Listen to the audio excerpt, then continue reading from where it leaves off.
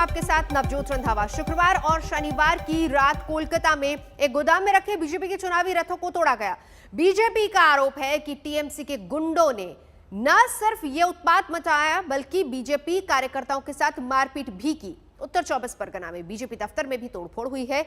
यहां भी आरोप सीधा टीएमसी पर है। हालांकि टीएमसी ने दोनों घटनाओं में अपने कार्यकर्ताओं के शामिल होने की बात को सिरे से खारिज कर दिया है, लेकिन इन घटनाओं के जरिए एक बार फिर से बंगाल की हिंसा का मुद्दा जोर शोर से उठ रहा है।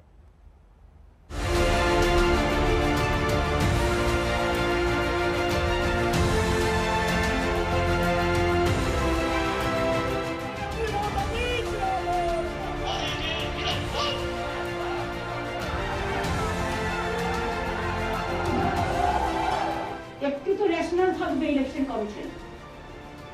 We want Election Commission will have the highest regards. Now, like Election Commission, the important body, if they don't give justice to the state and the people, then where the people will go? Mamata Banerjee को रंज था कि क्यों पश्चिम बंगाल में 8 चरणों में चुनाव कराने का फैसला लिया गया, लेकिन चुनाव के ऐलान के कुछ घंटों के भीतर जब कोलकाता के काकपाड़ा गोदाम में रखे बीजेपी के प्रचार रथ तोड़े फोड़े गए तो बीजेपी के नेता इसे बंगाल की चौपट कानून व्यवस्था का सबूत बताते हुए ये कहने लगे कि चुनाव आयोग ने बड़ा सोच विचार कर इतने चरणों में चुनाव रखा है। इसका यही राजनीति है और दुर्भाग्य विषय यही राजनीति का कारण है कि पश्चिम बंगाल में 8 फेज में चुनाव कराना पड़ रहा है। दीदी जब सत्ता में आ रहे थे उस समय उसका मांग थे 8 फेज का चुनाव कराओ। 7-8 फेज बिना चुनाव के सीपीएम का साथ पुलिस का साथ हम लोग लड़ नहीं पाए, इसलिए उसी समय 6 फेज इलेक्शन हुआ। उस समय आज क्या हुआ, आज ये 6 फेज से 10 साल के बाद 8 फेज में आ गया। इसका कारण यह है सीपीआईएम का जो रवैया था उस समय पुलिस और सीपीआई का जो एटीट्यूड था, उन लोगों को टोटल एडमिनिस्ट्रेशन जो हुआ था आज वही है। लॉ एंड ऑर्डर हालत की वजह से 8 फेज हो रहा है और क्या है। शुक्रवार रात को जब ये घटना हुई तो सामने आई सीसीटीवी फुटेज में 2 पक्षों के बीच बहस होती दिख रही। रात के हंगामे के बाद से बीजेपी इसे टीएमसी के खिलाफ एक और मुद्दा बनाने में जुटी है। इन प्रचार वाहनों से बीजेपी परिवर्तन रथ यात्राएं निकाल रही है। यही वो व्हीकल्स हैं जिन पर कल रात को बीजेपी का कहना है कि वहां पे पथराव हुआ है, तोड़फोड़ की गई है, एलईडी स्क्रीन तोड़े गए हैं, जो विंड स्क्रीन है उसको भी तोड़ा गया है। तो क्या हुआ था बताइए। दादा जो हुआ तो आप लोग देखा है, लेकिन इतना बुरा हुआ। देखिए वहाँ जो मीडिया ये है, मतलब जो हमने शीशा है उसका बाद मेटल है उसको भी कैसे तोड़ा हुआ, एक बार हम बोलूँ आप जाके देख लीजिए सर, कैसे देखिए। चलिए हम लोग रथ के अंदर आ गए हैं, ये वो रथ देख सकते हैं बनाया गया है और यहाँ पे यहाँ के जो बीजेपी के कार्यकर्ता हैं जो रात में थे वो लोग ये दिखा रहे हैं कि रथ के अंदर भी किस तरह से तोड़फोड़ की गई है। चुनाव के ऐलान के बाद उत्तर 24 परगना के बड़ा नगर में बीजेपी दफ्तर में भी तोड़फोड़ हुई। तोड़फोड़ के दौरान बीजेपी और टीएमसी कार्यकर्ता सिकत पॉल को रंगे हाथ पकड़ने का दावा किया गया है, उसे पुलिस के हवाले किया गया। टीएमसी कोलकाता से लेकर उत्तर 24 परगना की घटनाओं में अपने कार्यकर्ताओं के शामिल होने के आरोपों को न सिर्फ झूठा बता रही है बल्कि इन्हें छोटी मोटी घटनाएं कहकर नजरअंदाज भी कर रही है। अब एक तो छोटा सा घटना बोल रहे हैं, हम ये सब तोड़फोड़ का राजनीति पसंद नहीं करते हैं। कहीं हो गया, लोग कर्मी लोग नाराज थे इसलिए कर दिया। उनको कहना कि लॉ एंड ऑर्डर सिचुएशन बहुत ये कोई तोड़फोड़ कोई मरा है थोड़ी, उनको क्या कहना है बार बार वो सवाल मुझे मत पूछिए, उनको जो कहना है कहने दीजिए, हम लोग अपना जवाब देंगे। रथ के नाम पर इन्होंने जो प्रोपेगेंडा करने का प्रयास किया था, जब उन्हें नहीं मिला, रथ से उन्हें जब प्रचार नहीं मिला तो रथ को तोड़फोड़ करवा के प्रचार लेने का प्रयास करें, ये बहुत ओछी राजनीति है। बंगाल की जनता इसी समय, हमें क्या जरूरत है। और पहले तो हम इसे रथ नहीं कहते, रथ में तो देवता होते हैं। ये लोग जो लोग घूम रहे हैं देवता है क्या? ये लोग देवता है क्या?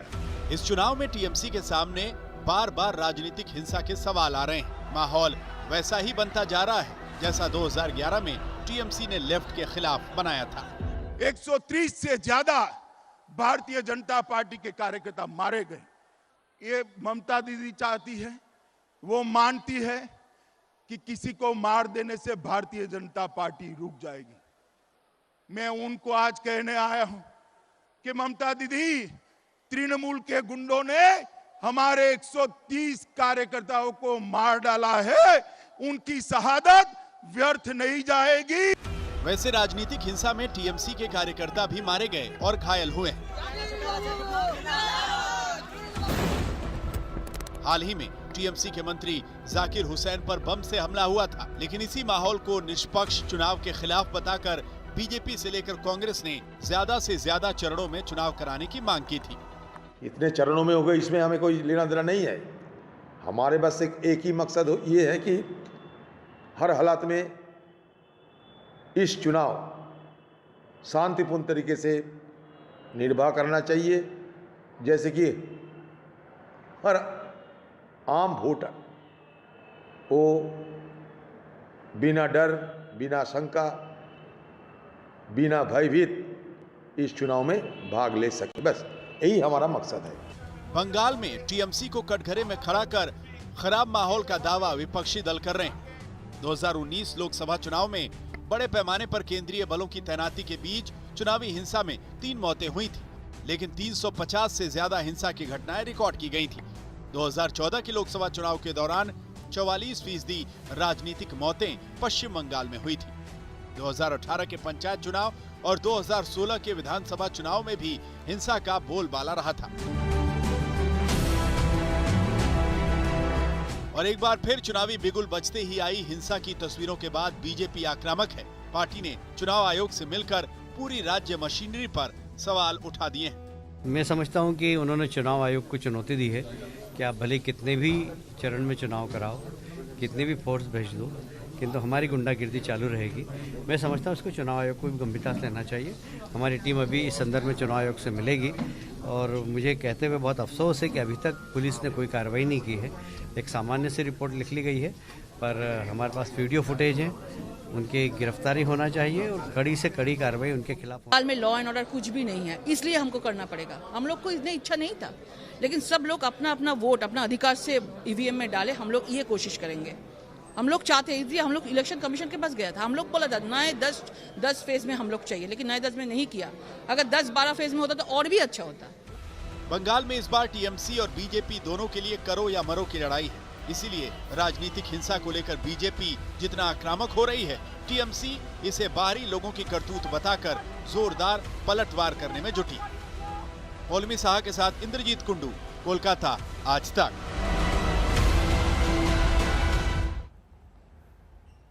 26 फरवरी 2019 का दिन आतंक के खिलाफ लड़ाई का इतिहास बदलने वाला दिन।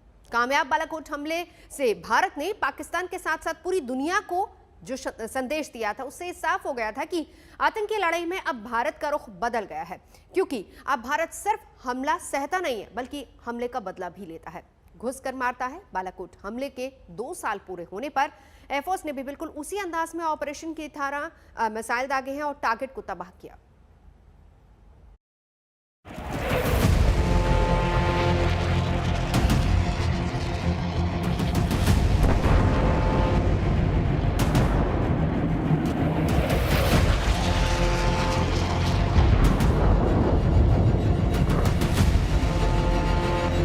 ये नए भारत के उस निश्चय का प्रमाण है जिसमें दुश्मनों से सीधी बात यही है कि छेड़ोगे तो छोड़ेंगे नहीं।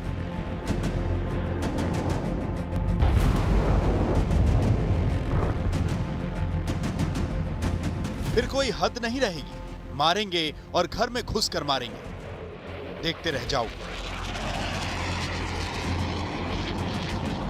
बालाकोट एयर स्ट्राइक को अंजाम देने वाले स्क्वाड्रन ने आतंक और पाकिस्तान को गहरी चोट देने वाले अपने कामयाब मिशन को आज शानदार तरीके से याद किया।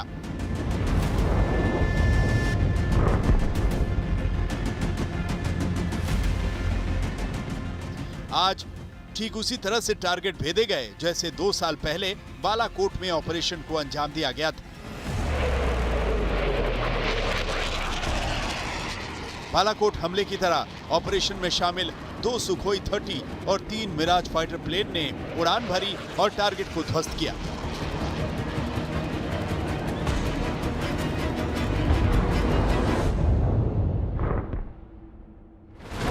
एयरफोर्स ने ऑपरेशन में इस्तेमाल स्पाइस 2000 बम को टारगेट पर गिराया।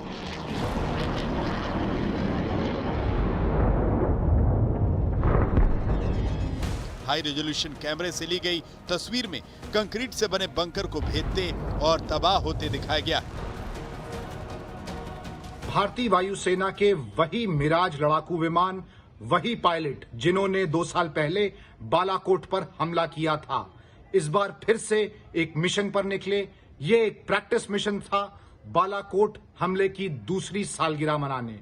ये मिशन राजस्थान सेक्टर में किया गया और ठीक उसी तरह जैसे आतंकी हमले पर हमला किया गया था, एक प्रैक्टिस टारगेट को चुना गया और उसी प्रिसिशन के साथ उस पर हमला किया गया। कुछ ही सेकंड में ये टारगेट ध्वस्त होते हुए दिखा।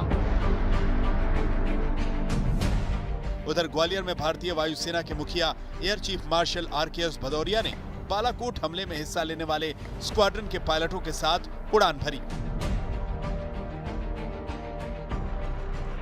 खुद भी फाइटर जेट उड़ाया और हवा में फॉर्मेशन बनाया।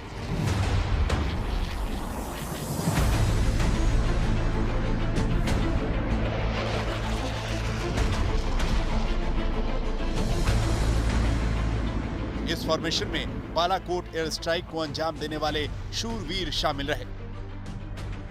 भारत का संदेश साफ है, वो युद्ध नहीं चाहता, लेकिन आतंकियों को बर्दाश्त नहीं करेगा, फिर किसी भी हद तक जाना पड़े।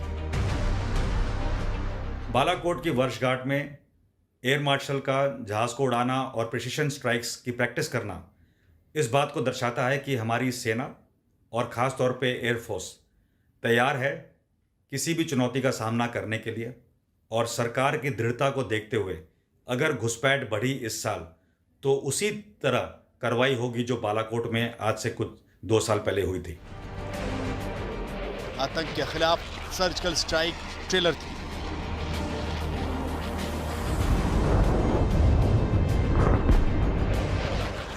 एयर स्ट्राइक पिक्चर थी और आगे ये पिक्चर चलती रहेगी। भारत ने ये बात समझा दी है, पाकिस्तान ये समझ भी गया है, लेकिन इन तस्वीरों के जरिए हर मौके पर आतंक के आका को वो मंजर याद दिलाना भी जरूरी है, क्योंकि पाकिस्तान बातों से नहीं समझता। अभिषेक भल्ला के साथ आज तक ब्यूरो।